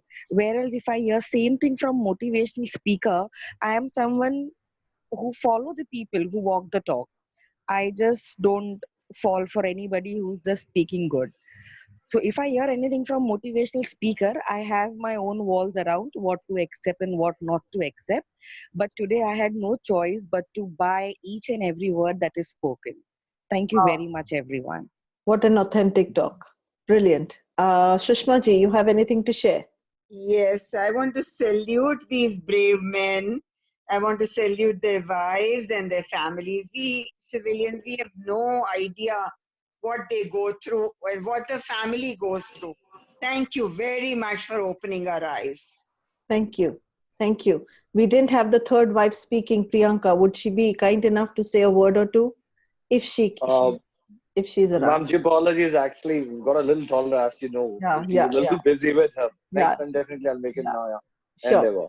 No problem. Pari, you want to share something?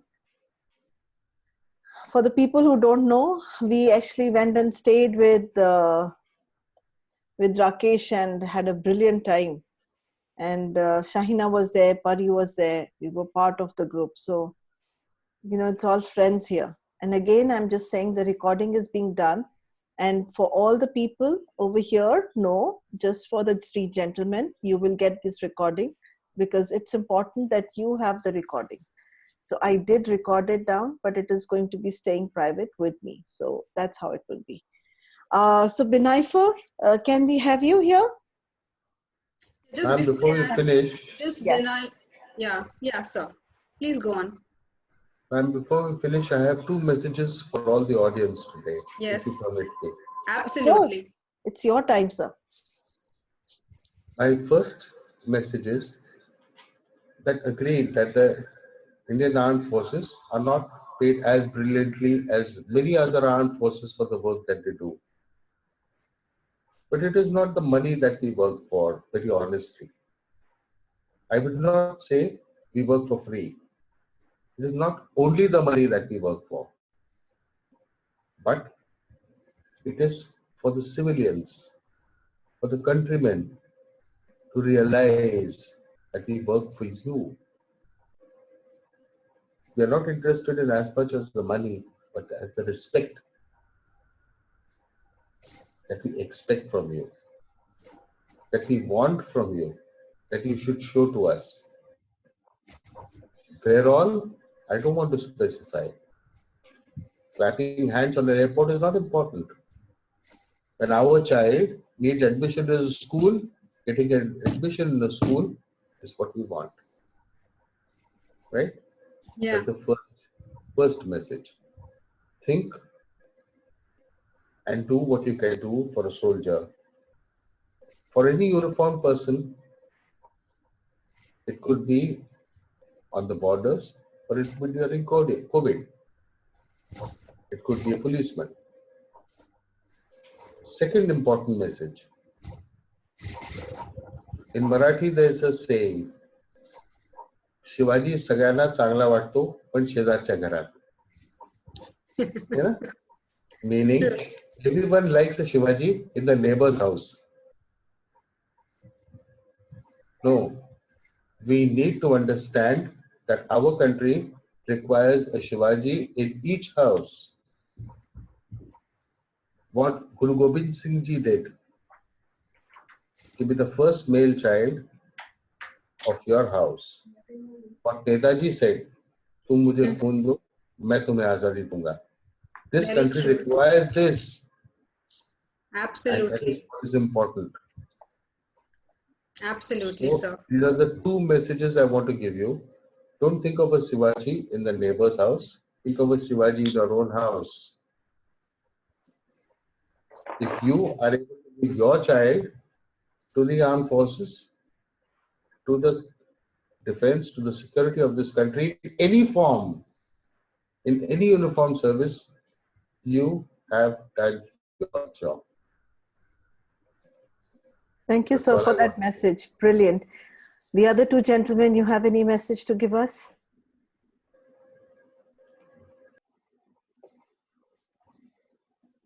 So only, to conclude with, ma'am, I would like to tell all the audience, uh, life is short, life is once. Be happy, stay safe, and enjoy. Thank you so much. Thank you.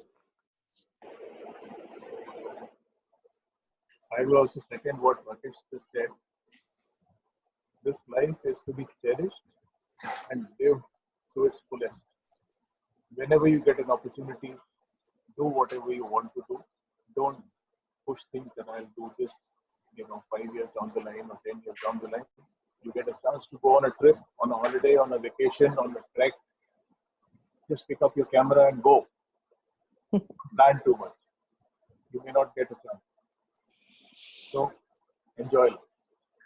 Thank you. Thank you so much. And one last thing before we go, I think Armed Forces has also given us a lot of beauties with brains.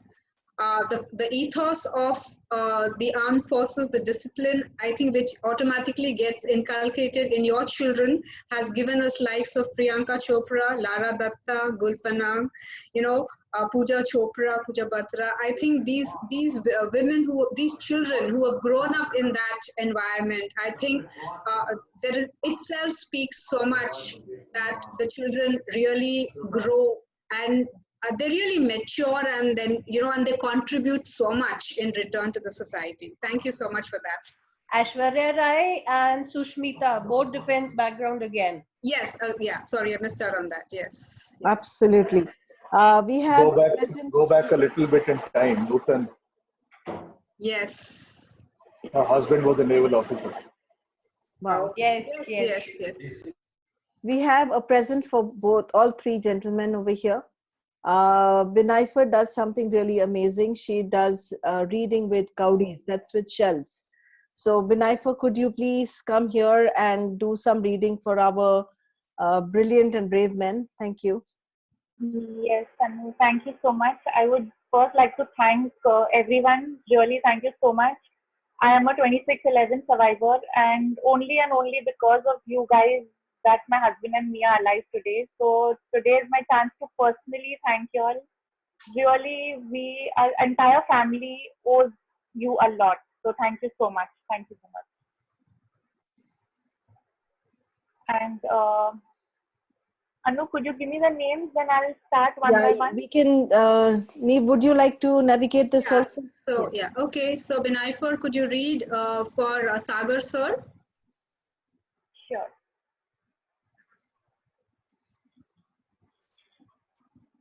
So let me just show them the board first so they get an idea. So this is the Kauri chart, and these are the shells. So I cast the Kauris on this chart, and according to the formation it makes, we do the reading. I understand that people who make destinies of people don't need the destiny to be unclosed in front of them. And they don't believe in all this. Yet, you never know when the magic is there. Maybe we can just take it as a goodwill gesture. Yes, absolutely.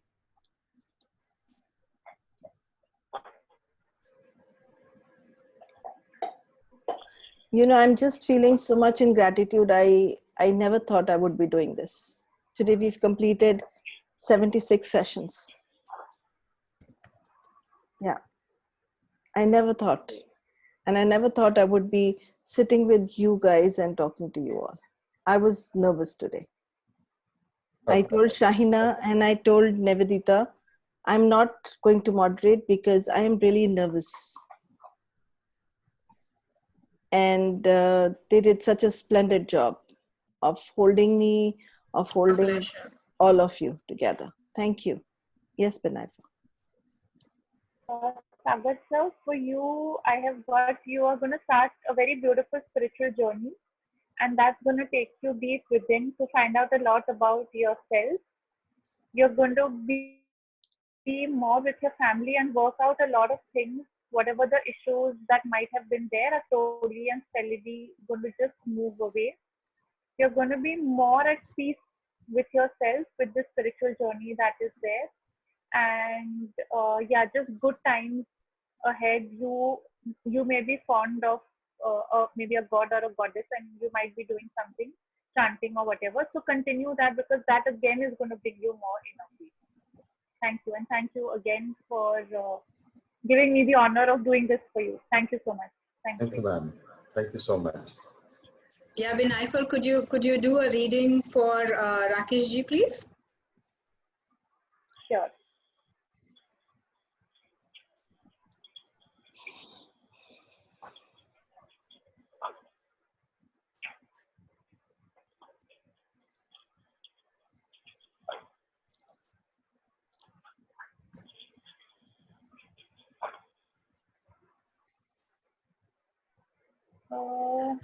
Rakesh sir, for you, I have got a very good time as far as family is concerned, good bonding. You're seeing things from a different perspective, which is changing a lot of viewpoints in your life right now. You've got a lot of protection from the gods, so just continue whatever you're doing. That's go on with that faith. Abundance is coming towards you, not only in the form of money, but also in any aspect that you want. You are going to get whatever you've asked for silently to the gods. You are going to get that. So just be open to receiving that abundance. Thank you so much, Ma. Thank you. And thank you so much. It's a real honor to be on this platform and do this for you all. Thank you so much for what you all do. Thanks, Binay. Could you do a reading for Sharath sir? Yes.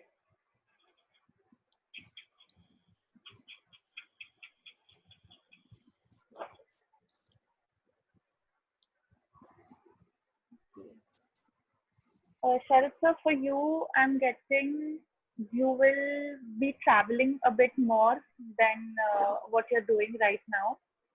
And if there are any issues of money, they will be sorted out in a short while.